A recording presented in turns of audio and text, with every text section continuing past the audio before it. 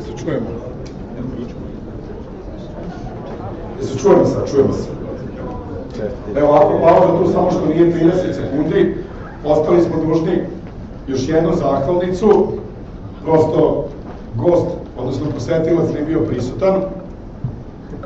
Kada posle 20 i nešto godina sretnete nekog iz detinjstva, on sasluša vašu ideju i mesecima se zdušno bori da vam pruži podršku na lokalu.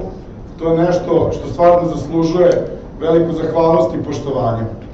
Neću puno da dužim, organizacija Veris konferencije i tim koji sve ovo radio duguje veliku zahvalnost profesorki Dijani Krvović. Ja bih ovom prilikom želeo da uručim zahvalnicu za pomoć u realizaciji.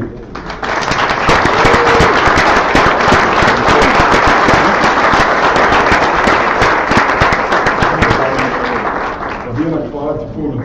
Hvala i vama, znači ja sam toliko iznenađena, sad što ovako nisam očekivala, ovo je bilo ovako baš veliko iznenađenje, hvala ti puno, ali neko koga znaš toliko dugo i jednostavno ne možeš da mu ne veruješ, ne možeš da ne prepoznaš nešto što je tako dobro i ono što je stvarno toliko falilo našem gradu. Svaka čast.